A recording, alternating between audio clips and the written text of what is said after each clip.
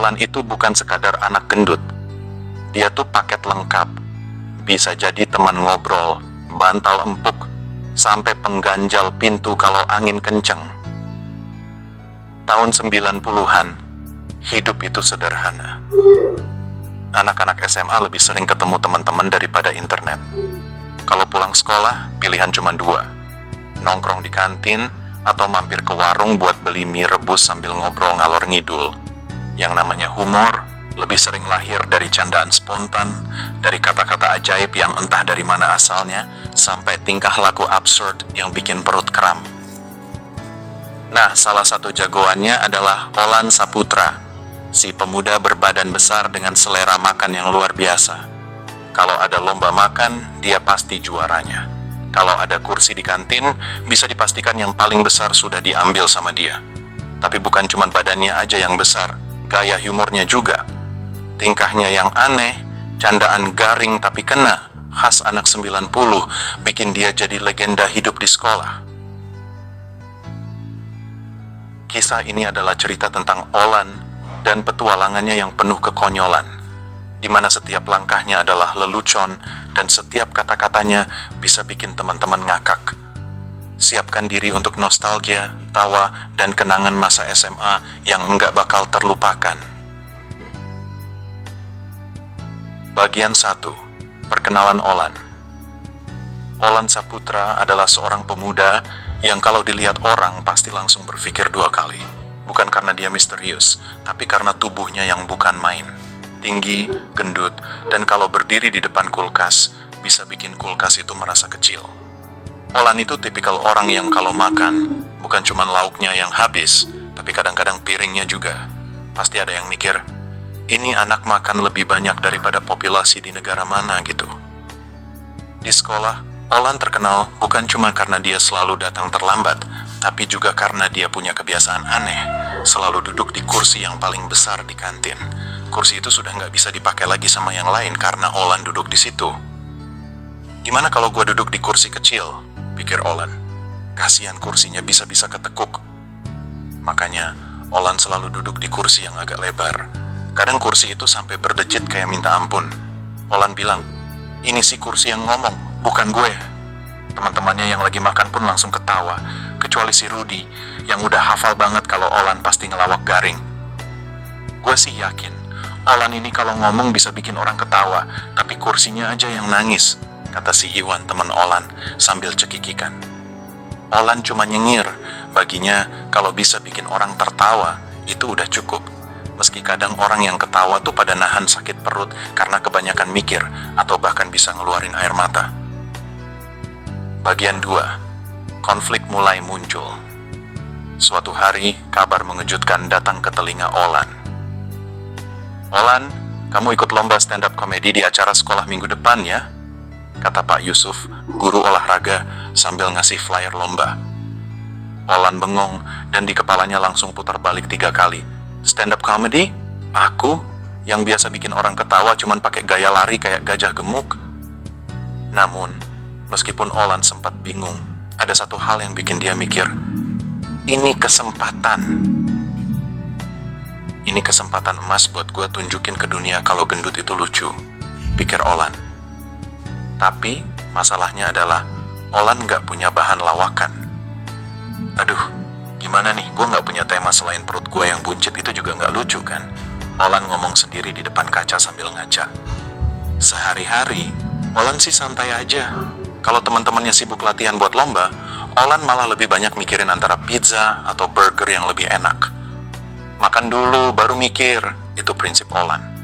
Nah, tapi suatu malam, di tengah-tengah makan mie instan di warung, Olan mendapatkan telepon yang bikin dia terbangun dari mimpi indah makan tanpa batas. Oi Olan, jangan lupa lomba stand-up-nya ya. Kalau lo nggak tampil, gue bakal bilang ke semua orang kalau lo cuma jago makan doang. Ujar Rudy sambil ngikik. Tenang aja, gue pasti tampil deh. Lo aja yang nggak sabaran Rudy, jawab Olan sambil berusaha tenang, padahal dalam hati panik.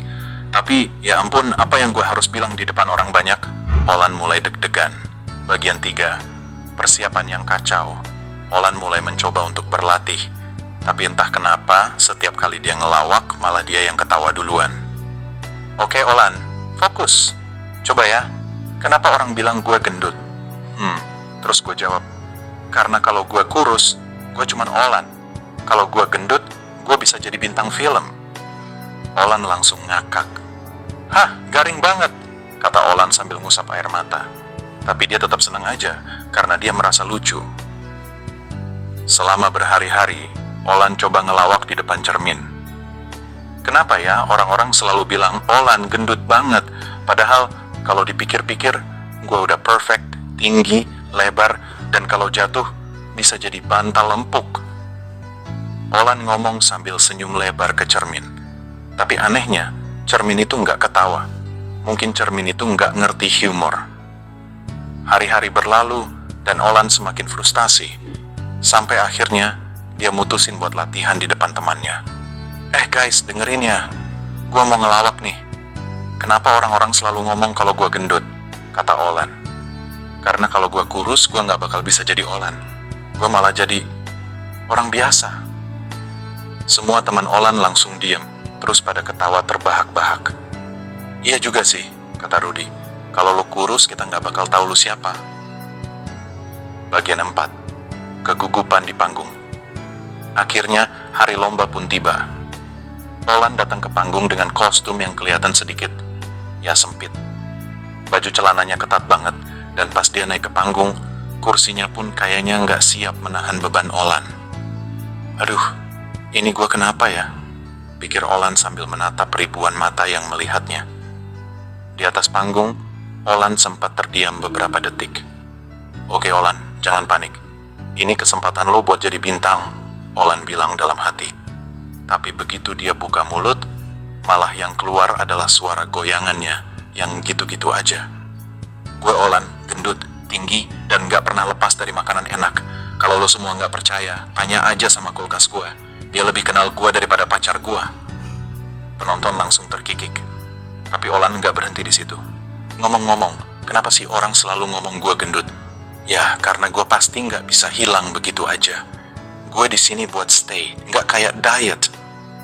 Tiba-tiba, saat dia mulai melangkah maju, Olan terpeleset dan jatuh dari panggung. Tapi bukan jatuh biasa, dia jatuh dengan gaya yang bisa bikin orang ketawa selama seminggu. Begitu bangun, Olan cuma ngomong, itulah kenapa gue gak pernah ikut lari maraton guys. Penonton meledak ketawa, bahkan yang biasanya gak ketawa pun ikut ngakak. Olan pun semakin bersemangat. Bagian 5, klimaks yang menggelikan. Tinggi badan Olan memang jadi sorotan, tapi yang lebih membuat penonton ketawa adalah kelucuan gaya dan kata-kata spontan Olan yang nggak bisa diprediksi. Kalau ada yang tanya kenapa gue gendut, gue jawabnya simple. Karena kalau gue kurus, gue nggak punya cadangan energi buat ngelawak. Olan mengakhiri dengan gaya seperti bintang film. Padahal dia cuma seorang anak SMA dengan perut yang selalu lapar. Setelah itu, Olan ngelakuin aksi fisik yang bikin penonton nggak tahan. Di tengah penampilannya, dia malah ngejatuhin mikrofon dan pura-pura bingung nyariin. Mikrofon gue kemana ya?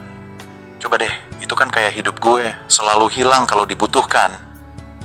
Penonton tertawa guling-guling dan Olan merasa bangga. Nggak peduli kalau dia jatuh lagi, karena dia tahu satu hal, dia udah bikin semua orang ketawa. Bagian 6, ending yang happy. Akhirnya, Olan diumumkan sebagai pemenang lomba stand-up comedy.